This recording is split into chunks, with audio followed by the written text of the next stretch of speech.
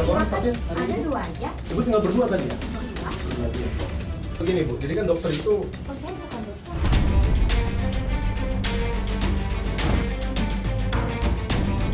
dengan cara digosok menggunakan alat GTS, roller hingga jaringan kulit menjadi luka.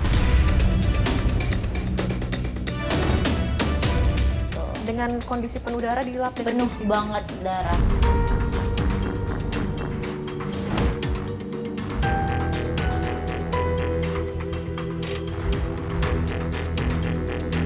Muka saya tambah merah, tambah sensitif, kena panas merah, gampang jerawatan, udah macem-macem lah, udah nggak karuan.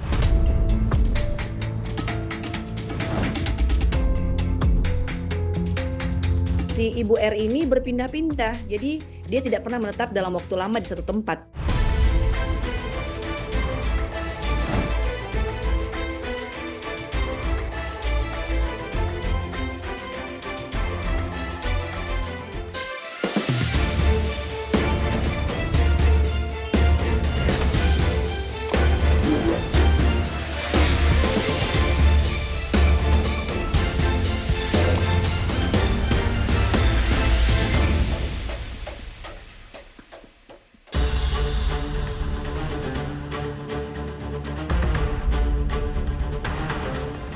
Seorang sarjana perikanan nekat membuka klinik kecantikan tidak berizin.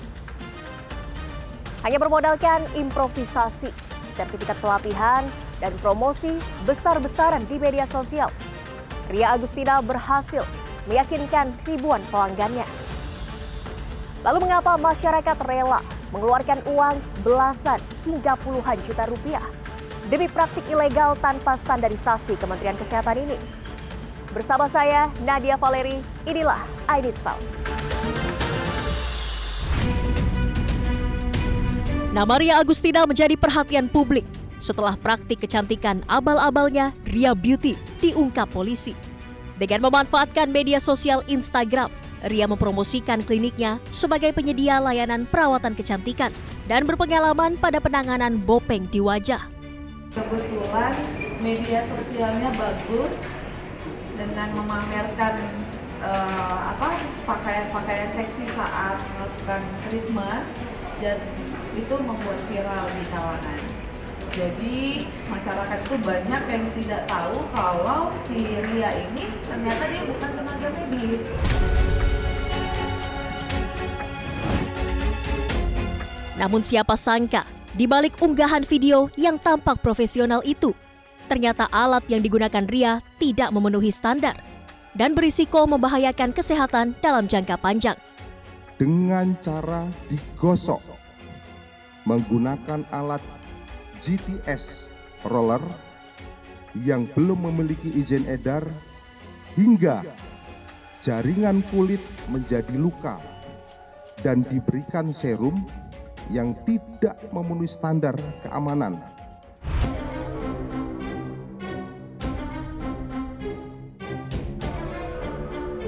Iming-iming wajah mulus dari video promo di media sosial, Laura Azani menjadi salah satu korban klinik kecantikan ilegal Ria Beauty. Mbak Laura, ini bisa diceritakan awal mula kenapa Anda memilih treatment di klinik Ria Beauty ini?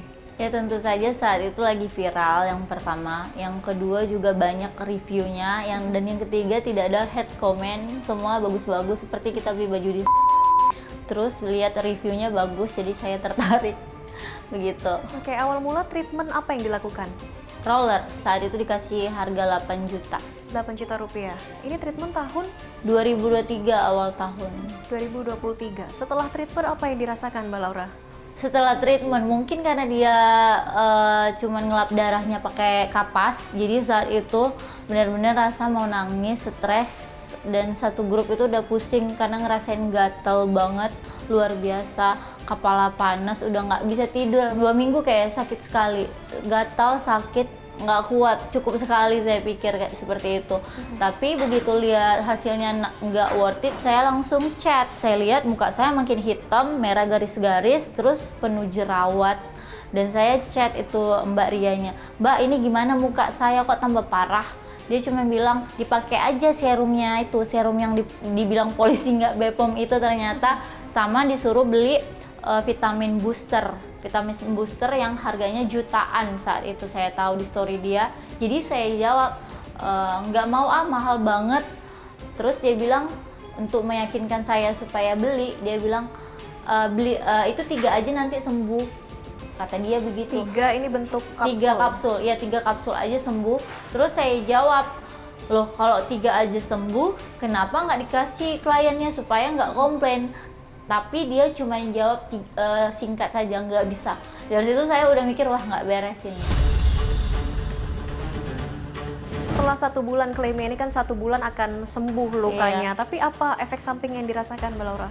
Muka saya tambah merah, tambah sensitif, kena panas merah, gampang jerawatan, dan udah macam-macam lah, udah nggak karuan. Pada saat itu berarti hanya 1 kali treatment saja? Satu setelah mencoba? kali treatment aja. Biaya Kemarin dia bilang 10 juta, tapi saya nggak mau kan, jadi 8 juta dikasih dia. 8 juta rupiah. Oke, kemudian setelah merasakan efek samping ternyata malah memburuk begitu kondisi wajahnya setelah treatment di Ria Beauty ini, apa upaya yang dilakukan? Upaya yang saya lakukan, berhubung nggak ada yang melapor kan sulit ya, mungkin panjang sekali prosesnya untuk nyampe dari Samarinda ke Jakarta laporannya. Sempat mencoba melaporkan? Belum sempat, karena saya tahu prosesnya itu sulit kan, kayak gitu. Jadi apalagi nggak ada saksi ini, jadi saya hanya fokus sama wajah saya. Tapi ini mungkin saya mau ngelapor kan, jadi karena polisi sudah mempermudah kita supaya kita ikut lapor juga setelah ini. Tapi dari awal ini kan walaupun dia gencar mempromosikan di media sosial, tapi juga Ria Beauty sudah memberitahu gelarnya ini sarjana perikanan, bukan dokter. Nah, pada saat itu tahu Mbak? Nggak tahu saya, karena udah panjang banget macam-macam kan. Jadi saya cuma fokus ke reviewnya aja. Pada saat itu gitu. tidak tahu? Tidak tahu. Yang bersangkutan sarjana perikanan? Tidak tahu. Dia klaimnya cuma saya ini banyak ngikuti sertifikat, karena kan dia sering foto di belakang sertifikatnya, dan gelarnya itu panjang ya. Jadi kita anggap itu aman. Mau backgroundnya apa saja, itu selama dia kompeten dan dia memang verified atau tersertifikasi, mengikuti pelatihan yang benar, jelas juga di lembaga pendidikan yang memang diakui, dan disampaikan juga bahwa untuk derma roller tersebut bisa dilakukan oleh ahli kecantikan, beautician yang non medis, yang bukan background dokter. Bukan dia yang improvisasi, nonton YouTube, coba-coba gimana, enggak. Ini dengan diarahkan oleh dokter dalam dan luar negeri yang profesional. Dia banyak pelatihan tuh, saya megang ada kurang lebih 33 sertifikat ya. Ini sertifikat kompetensi dari di Badan Nasional Sertifikasi Profesi. Ini terkait ahli kecantikan, merawat dengan teknologi estetik. Ini terkait estetik semuanya, estetik. Kalau ini di Professional Aesthetic course. Jadi nggak cuma di Indonesia saja, tapi di luar juga dia kejar itu kasarannya. Untuk ini dia dapat award oleh Komite Internasional di Estetik dari Prancis. Tapi pada saat treatment mungkin pengalaman yang dirasakan seperti apa pada saat itu tahapannya Mbak? Dia anestesi dulu semua kliennya, baru tuh dia kerjain satu-satu ngantri. Jadi begitu dia mau kerjain, baru dia lap itu anestesinya, sambil dia kerjain, dia lap itu pakai tisu aja, muka kita serap. Dengan kondisi penuh darah dilap dengan penuh tisu? Banget darah, sampai muncrat. Hanya dengan tisu? Iya, hanya dengan tisu gitu. Oke, pada saat itu Anda melihat kondisi di tempat praktiknya pada saat itu seperti apa? di hotel mesra. Jadi dia bawa asisten 2 sama alat-alatnya. Terus banyak yang ngantri sehingga meyakinkan saya untuk melanjutkan treatment itu. Memang banyak pasiennya ya, sampai dia keliling Indonesia, sangat luar biasa ya, ngalah-ngalahin dokter yang benar-benar dokter. Jadi kita nggak sangka aja hasilnya sebad ini gitu loh. Karena tidak ada review yang buruk kan. Iya, tapi sebelum dan sesudah treatment, artinya ada Setelah. perbedaan signifikan atau? Tambah parah, tambah parah.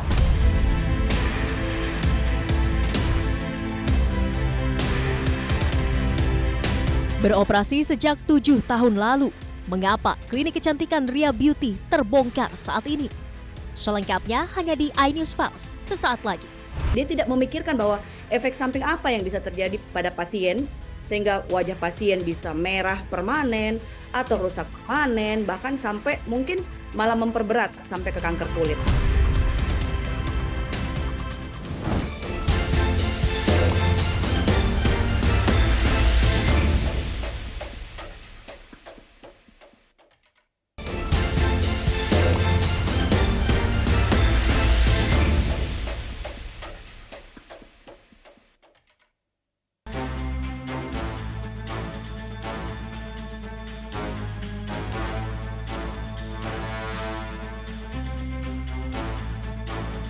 Setelah selesai prosedur dan kemudian sadar kalau ternyata hasilnya lebih buruk Iya. dari sebelumnya, ada pergi untuk memperbaiki diagnosa dari dokter?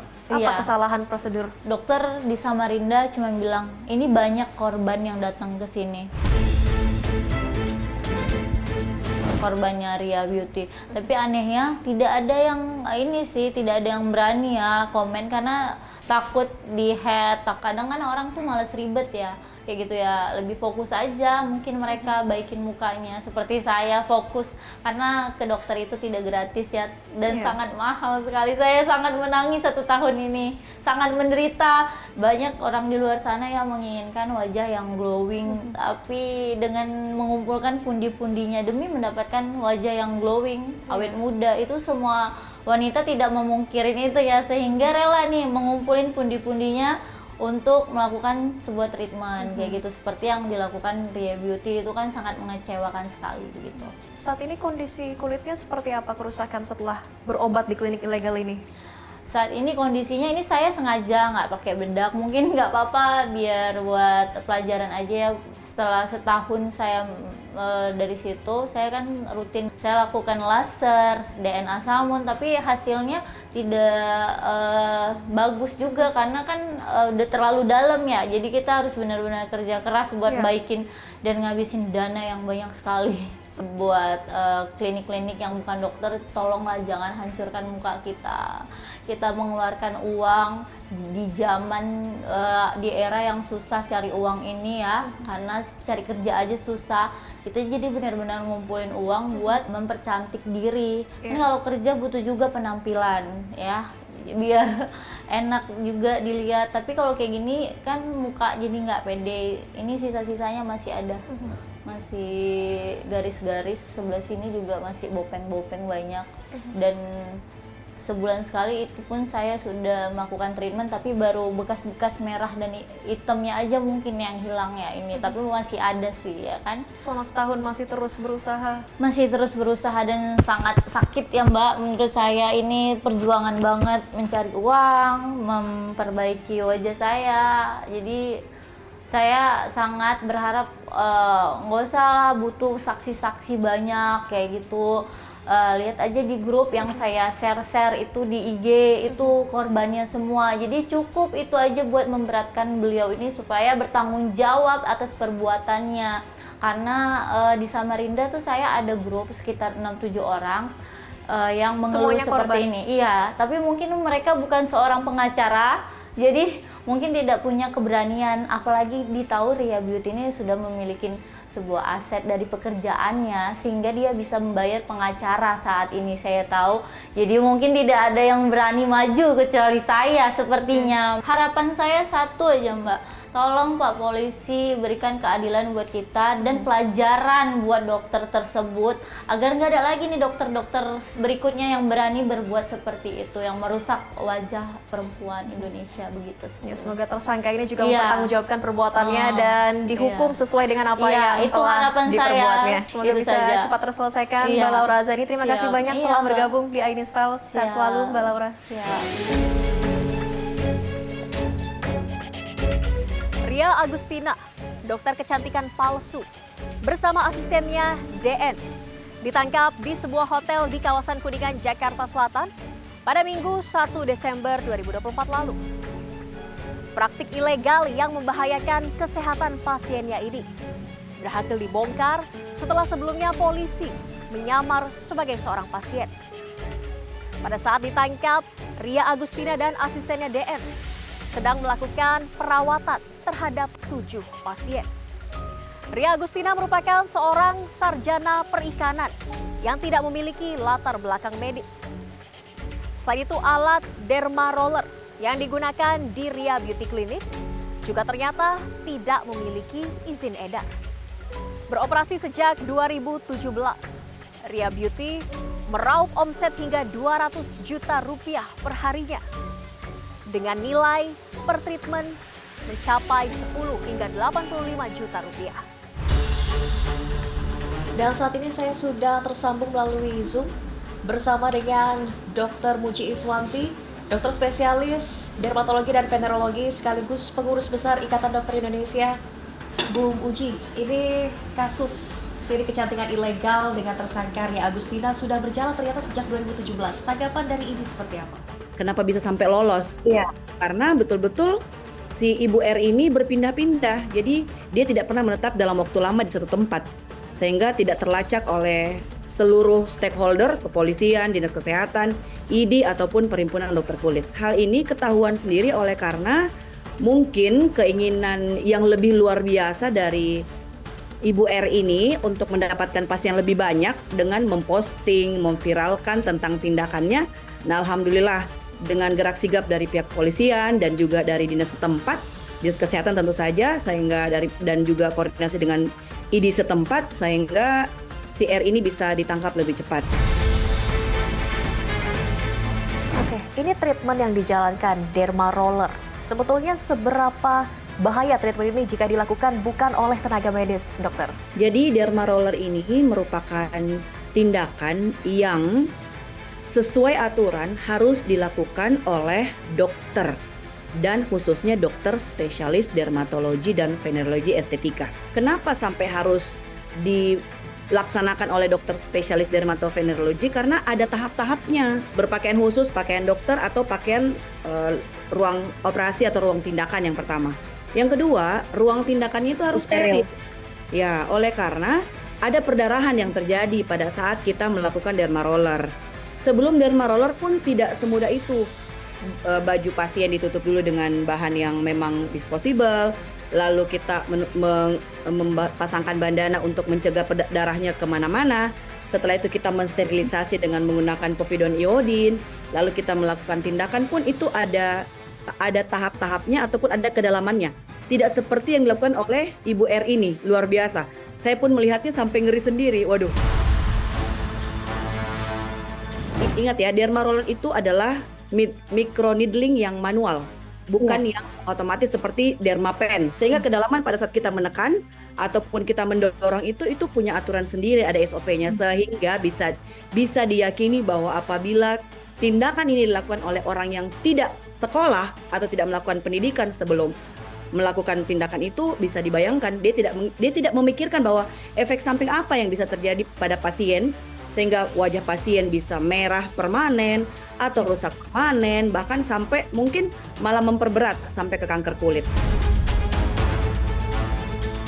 Saya ada kutipan juga dari dokter juga, udah lama sih, dari Halodoc terkait derma roller itu dia membahas 2022 menyampaikan bahwa yang bisa melakukan derma roller itu nggak harus tenaga medis, tapi ahli kecantikan juga yang bukan bidang medis itu bisa melakukan. Berarti kan boleh dong. Gitu. Kalau terkait alat, belum ada hukum yang mengatur larangan atau memperbolehkan juga. Nah, kalau di dunia hukum, jika ada suatu tindakan atau perbuatan yang belum ada aturannya, belum ada hukumnya, itu belum bisa dibilang melanggar hukum. Banyak konsekuensinya jika dilakukan bukan oleh tenaga medis, tapi sayangnya juga dokter. Ini alat-alat untuk derma roller juga diperjualbelikan secara online, bisa sekali diakses oleh masyarakat awam, bukan oleh dokter spesialis bahkan. Tanggapan dari ini seperti apa dengan peredaran luas dari alat-alat untuk klinik kecantikan ilegal ini? Ya, jadi sebenarnya alat ini memang dijual bebas, bahkan di beberapa penjualan online ya, itu dijual bebas. Namun ingat, sesuatu alat yang dijual itu belum tentu kita bisa gunakan, atau dengan keberanian itu kita bisa gunakan apabila belum melalui pelatihan atau pendidikan khusus ya. Jadi contoh, ada mobil kontraktor, terus saya lihat, mobil kontraktor ini saya bisa beli ya, lalu saya jalankan, padahal tidak bisa saya jalankan, kan sama seperti itu. Yang mungkin dijual bebas itu bisa kita beli, tapi ingat, pada saat membeli itu kita pikirkan bahwa saya mesti berkonsultasi dulu ke dokter, dan apakah bisa derma roller itu bisa saya lakukan di rumah, mengingat infeksinya. Jadi diharapkan memang dari semua stakeholder ini bagaimana keamanan atau bagaimana kita melakukan evaluasi dengan adanya kejadian ini. Bisa bagaimana kita sebagai pasien, saya lah sebagai pasien atau masyarakat lebih aware tentang diri kita sendiri apabila ingin dikerjakan oleh seseorang yang tidak jelas tempat prakteknya di mana, lalu saya baru bertemu dengan dia, saya belum tahu dia riwayatnya bagaimana, seperti itu. Jadi memang dijual bebas. Namun kenapa sampai aman? Karena memang efek sampingnya. Efek samping apabila cuma penggunaan sekali, efeknya merah. Nanti kita gunakan dalam waktu lama dan mungkin dengan kekuatan lah yang tidak sesuai dengan SOP, atau berulang-ulang tanpa ada memberikan serum atau sesuatu bahan topikal yang aman untuk lukanya atau nyerinya, itu yang berbahaya buat pasien. Sampai saat ini kita belum ada laporan terkait korban yang melapor kepada kita, makanya dibuka posko pengaduan. Dan sampai sekarang juga saya monitor belum ada juga tuh, karena kan harus ada korban dulu yang dirugikan. Ini yang dirugikan siapa dulu nih? Korban, negara, atau oknum kompetitor bisnis lainnya.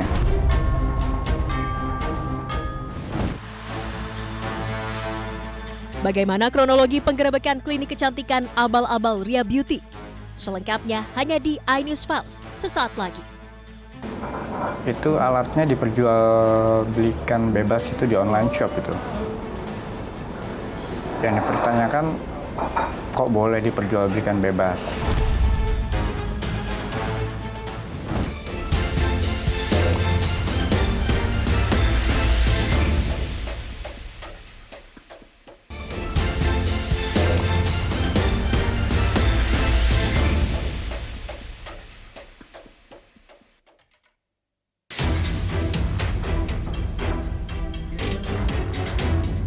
Ria Agustina, pemilik klinik kecantikan Ria Beauty, ditangkap polisi di sebuah hotel di kawasan Kuningan, Jakarta Selatan. Ria dan asistennya DN ditangkap pada Minggu 1 Desember 2024 lalu saat sedang memberikan perawatan kepada 7 pasiennya. Berapa orang staffnya hari ini? Ada 2 aja. Coba tinggal berdua tadi ya? Berdua. Berdua iya. Begini Bu, jadi kan dokter itu Saya bukan dokter. Dari hasil penggeledahan ditemukan roller bekas pakai, krim serum, dan anestesi. Penyidik pun langsung menggiring Ria Agustina dan membawa sejumlah barang bukti ke Mapolda Metro Jaya. Selain memiliki klinik di Malang, Jawa Timur, Ria juga membuka praktik di Jakarta dengan menyewa kamar hotel dan apartemen. Ria membuka praktik di hotel-hotel dengan tarif 85 juta rupiah sekali tindakan. Biaya-biayanya cukup mahal, di atas 10 juta sampai dengan 80 juga ada ya biaya sekali perawatan itu. Bahkan ada yang membayar sampai 80 juta.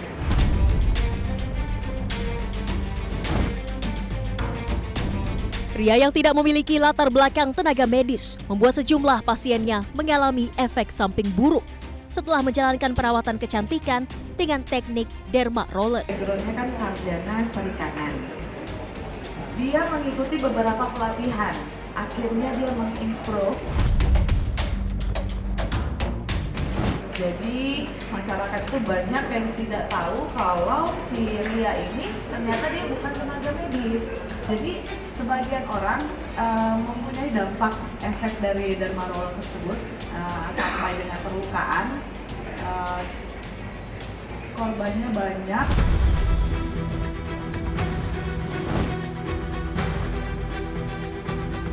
Tak hanya menjalankan praktik tanpa SOP medis, alat medis serta krim wajah yang digunakan Ria juga tidak terdaftar di BPOM.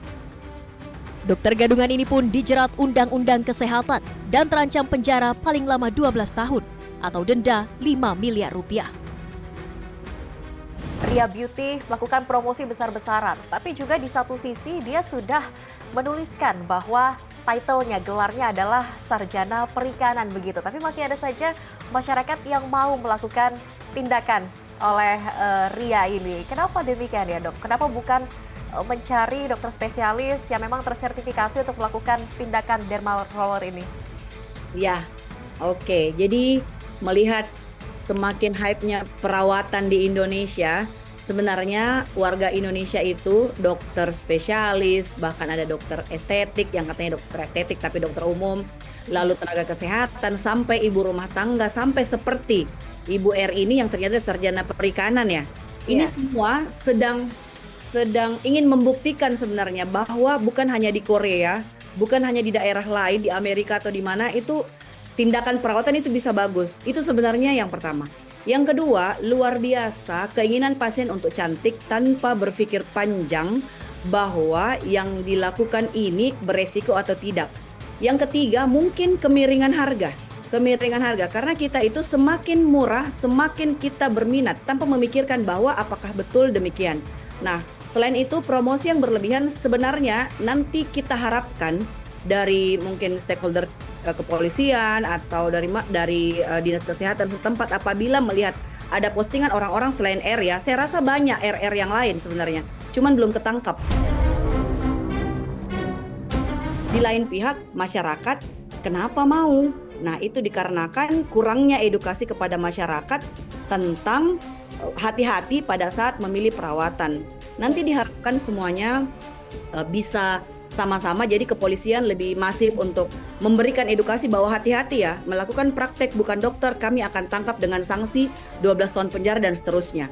Yang kedua, dari dinas kesehatan, semua klinik-klinik harus jelas bahwa sudah ada SIP dan sesuai dengan SOP pada saat dia melakukan tindakan. Yang ketiga, apabila dari ID mungkin akan melihat bagaimana dokter-dokternya itu sudah melakukan praktek, apakah ada STR, SIP-nya. Nah, lalu yang berikut dokter kulit pun mengedukasi kepada seluruh masyarakat bahwa ada sekitar 2.300 sampai 2.500 dokter kulit di Indonesia yang bisa didatangin dan bisa kita curhat ataupun memberikan keluhan kita dan diselesaikan sesuai jalurnya. Kalau derma rollernya yang saya banyak dapat informasi dari rekan-rekan itu mungkin klinik kecantikan yang besar-besar ya, itu harganya lumayan fantastis sih. Justru kalau dibilang Bu Ria ini harganya fantastis, oh enggak. Beliau justru istilahnya bahasanya kaki lima lah dibandingkan dengan klinik-klinik di Jakarta sini. Mungkin itu jadi yang mereka jadi merasa kayak jadi ancaman lah. Mungkin dengan RA itu berapa kali tindakan itu langsung bagus. Dokter ini kan juga banyak sekali memang promosi-promosi secara besar-besaran, secara gencar di media sosial, dan ini juga banyak melibatkan influencer begitu ya, membuat klinik atau sekedar di-endorse saja oleh kliniknya. Tanggapan dari ini seperti apa maraknya klinik seperti ini? Semakin banyaknya klinik-klinik kecantikan itu lebih susah sekarang kita mencari penjual bakso dibandingkan kita mendapatkan klinik kecantikan. Per berapa meter ada lagi, per berapa meter ada lagi. Yang Pertama pasti iya. pasien ingin cantik, lalu fenomena warga plus 62 kan, sadar akan perawatan-perawatan. Lalu cuman yang kita inginkan adalah semuanya itu lebih beretika pada saat ingin melakukan perawatan kecantikan ya. Jadi mungkin dari semuanya harus sama-sama bekerja. Lalu apabila ada seperti dokteroid ini yang banyak sekali ataupun seperti teman-teman dokter Ibu R ini, diharapkan saya sebenarnya partisipasi masyarakat. Seperti apa perkembangan penanganan kasus klinik kecantikan ilegal Dr. Ria Beauty? Saat ini sudah bersama saya Kasubdit Renakta Ditreskrim Polda Metro Jaya, Kompol Syarifah Haira Sukma. Bu Syarifah, bisa diceritakan bagaimana awal mula polisi mengungkap klinik kecantikan ilegal ini? Jadi pada awalnya itu kita membuat hubungan dengan salon ya. Kita bicara salon, dia bukan klinik, salon kecantikan. Kita buat hubungan sama dia, terus selama hampir 2 bulan. Itu intens, kita pengen tahu treatmentnya apa, bahkan ada konsul online. Dan itu ada beberapa kali, akhirnya kita dapat jadwal itu dan posisinya di Jakarta, itu akhir November waktu itu. Kita baru dapat infonya itu sehari sebelum, karena kita nggak bisa dapat informasi itu di jauh-jauh hari. Mereka akan kabarin kita tanggal berapa dan kita harus ready. Dari pagi itu kita pantau terus berapa orang sih yang yang ikut treatment. Yang keluar 1 udah nutup pakai masker, terus udah bawa tentengan-tentengan produk gitu, 1, kita hitung nih 2, 3 gitu. Dan akhirnya tinggal 2 orang termasuk yang ininya kita, tapi ketika dia melihat 6 orang sebelumnya, dia agak kacau. Penampilan dari pasien-pasiennya. Iya, karena kan merah gitu kan, dia agak, waduh kata dia. Kalau diambil, dia takut, karena keadaannya kan dia kan sampai berdarah gitu kan. Kalau nggak diambil, uangnya udah dibayar, kasihan banget. Berapa waktu itu satu kali treatment? 15 juta gitu. 15 juta untuk derma roller ini? Iya, 15 juta. Kan sayang banget kan? Oke, ini kan juga pelaku bukan merupakan tenaga medis. Dari mana bisa mengakses alat-alat ini? Pendalamannya kami ya, semua barang tersebut bisa dibeli di Shopee. Secara online? Iya. Oke, Gitu. berarti ini tidak tersertifikasi, tidak berizin alat-alatnya juga? Kami sudah koordinasi dengan BP POM sama Kemenkes juga terkait dengan produk yang dipakai maupun dengan pelatihan-pelatihan yang dikeluarkan itu, yang sertifikat yang dia pegang itu. Untuk sementara kita belum mendapat yang resmi ya, tapi memang produk tersebut itu produk Jerman dan Korea. Enggak, bukan. Jadi bukan diperjualbelikan. Karena itu bagian dari treatment. Itu alatnya diperjualbelikan bebas itu di online shop itu. Yang dipertanyakan, kok boleh diperjualbelikan bebas? Apa yang harus dilakukan pemerintah agar tak ada lagi korban dari dokter palsu? Selengkapnya hanya di iNews Pulse sesaat lagi. Ini adalah kebobolan. Kalau udah ada sarjana perikanan, mereka membuat klinik, tapi dibiarkan.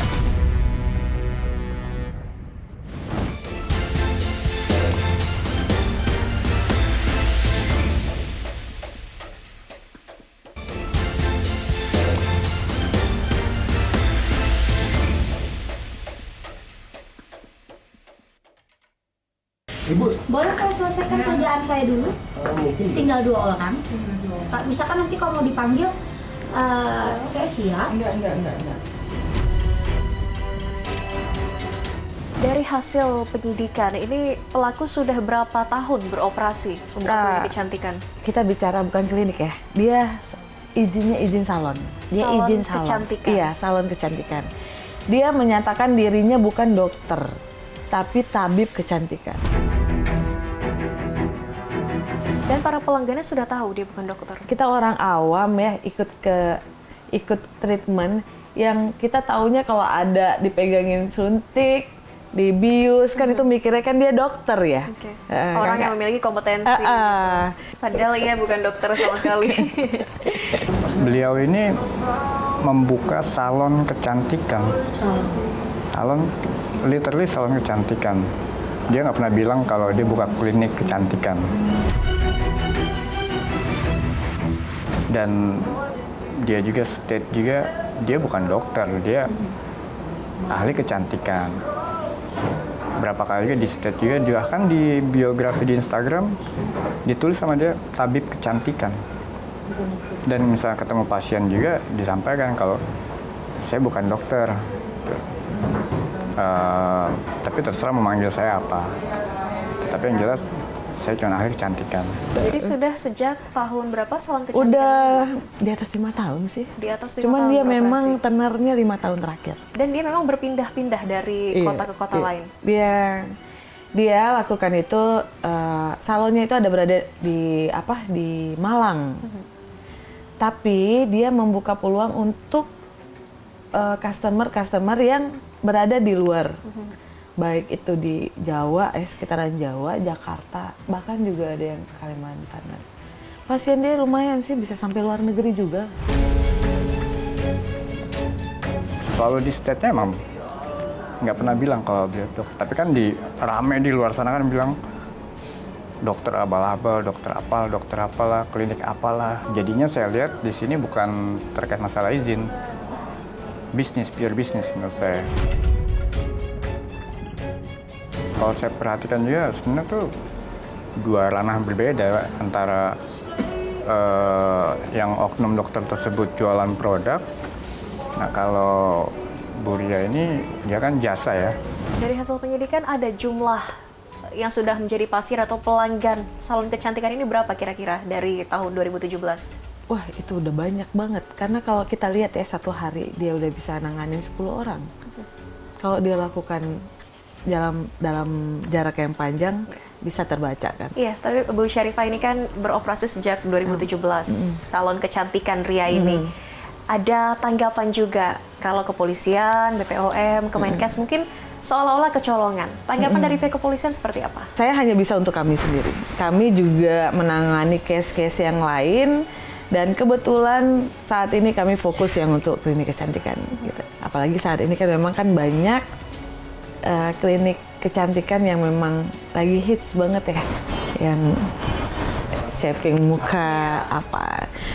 Ini juga untuk memberikan efek klinik kecantikan lain sih, bahwa mereka harus melakukan kegiatan treatment tersebut hati-hati dan tidak boleh dilakukan oleh tenaga yang non medis.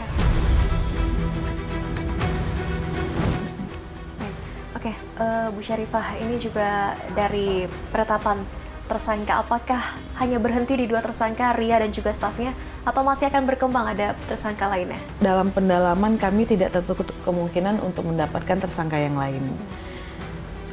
Terkait mungkin dengan sertifikasi dan lain-lain, itu juga kita harus mengkoordinasi, BP POM dan lain-lain itu juga harus koordinasi dengan kementerian juga. Apakah memang berhak mengeluarkan sertifikat tersebut. Sementara sih masih pendalaman. Kita masih dalam penguatan pembuktian yang untuk 2 tersangka yang ini. Nah, semoga juga dengan pengungkapan kasus ini nantinya ini bisa dihentikan adanya pengoperasian klinik-klinik salon kecantikan yang tidak sesuai prosedur dan tidak mengantongi standarisasi dan izin dari Kementerian Kesehatan. Terima kasih banyak Kasubdit Renakta di Reskrimum Polda Metro Jaya, Kompol Syarifah Haira Sukma telah bergabung di iNews Files.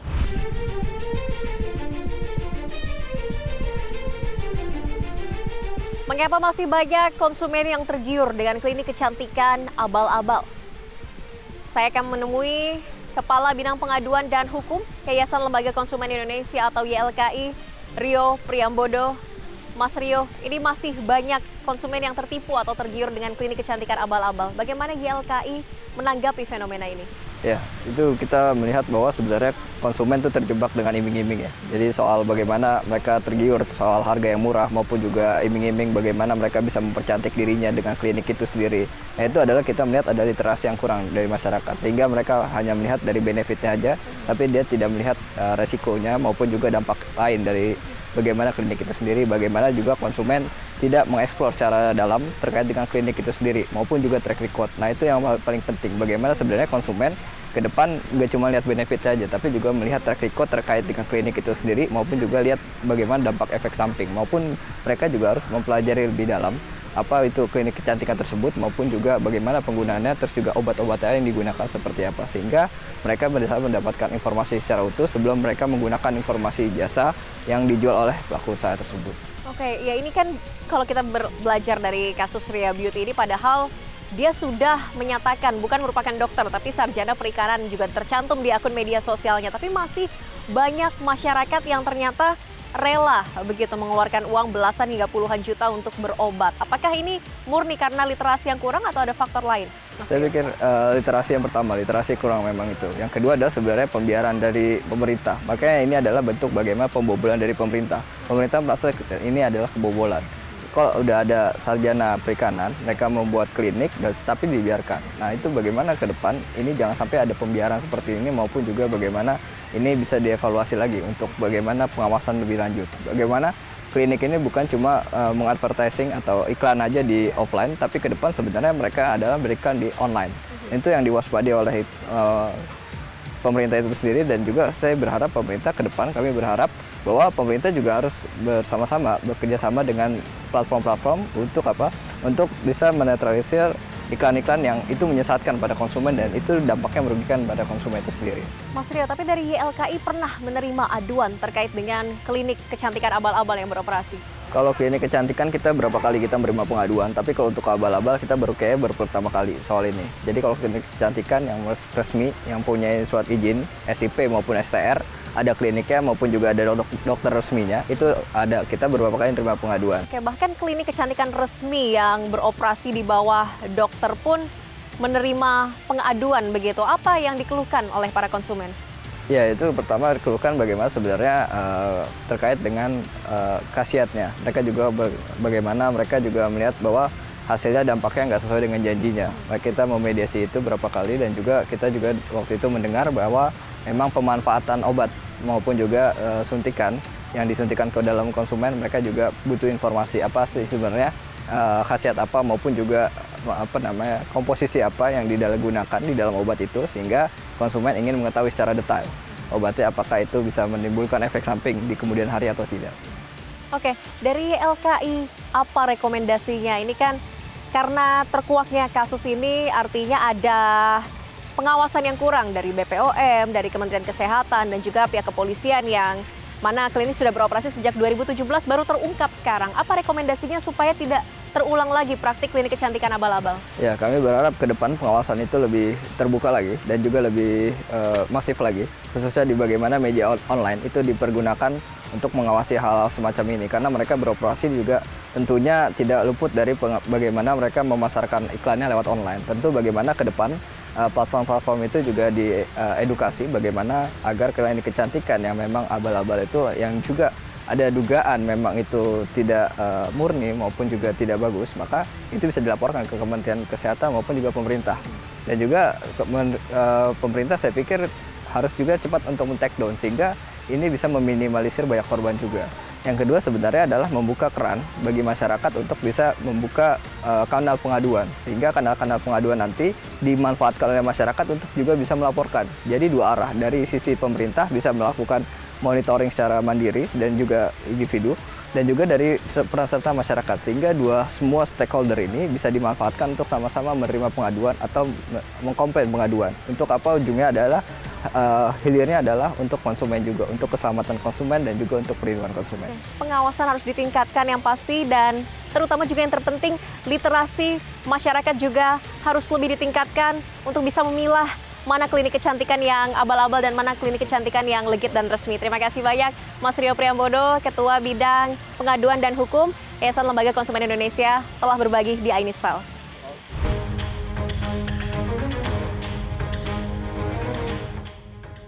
Demi kecantikan sejatinya, masyarakat tak boleh lupa dengan unsur kesehatan dan keamanan diri.